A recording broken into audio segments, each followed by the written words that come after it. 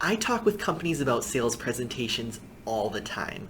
And one of the top questions I ask is what level of personalization are you able to do with your presentation for each meeting opportunity? Now, often many clients insist I can do a lot of personalization, but when I really peel back the layers, I find it's much more of a Mad Libs personalization. As in, we might swap out a logo here or there, we might change a few words, but ultimately the presentation core is almost exactly the same for each meeting opportunity. And obviously, by doing that, we're missing out on chances to engage our prospects and clients and provide a more customized experience for them. So what if instead we could personalize our meetings without time-consuming meeting prep, the sort of mythical meeting prep that we always say we're going to do, but we run out of time and are unable to do? What if we could adjust on the fly based on what we uncover at a meeting, or based on who attends the meeting if we didn't know perhaps someone more senior ranking or someone from another department is also joining us, and that may change the topics that we were going to cover. So this is a typical meeting structure. You have an intro, you have a conclusion, and you have 3 sections. That's how most sales presentations are set up. And in the presentation world, we often refer to this as tell them what you're going to tell them, and tell them what you told them.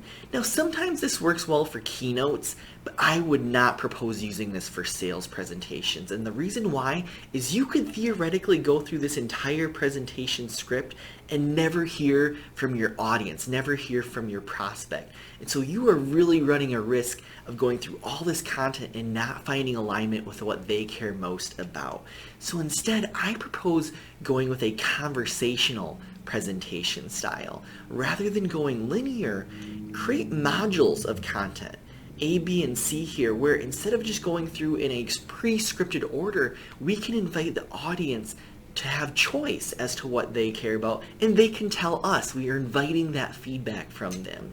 Now, I'd go a step further and say rather than looking at it as A, B, and C, which implies order, go at it as cat, dog, and rabbit, as in each one of those sections can be done in any order, and if we want to spend all of our time on section rabbit, for example, we can, as long as that's what our attendees care the most about. That also gives us an opportunity to build in additional deep dive content.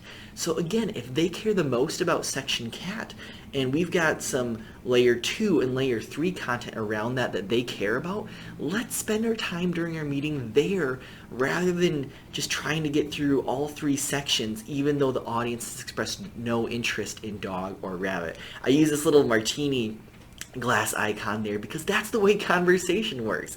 If we're at a networking event, we share a little bit about what we do, and then they're going to ask some follow-up questions about it, probably based on what they care the most about, and we're going to spend our time with our conversation there. So this is great for creating a custom experience, a truly custom experience for each sales meeting. We can get our audience to buy in on the content. It makes it way easier in terms of presentation management. So many salespeople have 20 versions of their presentations because they give a little different one for each type of client. And rather than having to do that, you can just build those different directional paths into the sales presentation, one sales presentation itself. And again, this minimizes our risk as presenters. We don't have to anticipate everything that the audience is going to want to know. We can just offer it to them and let them tell us.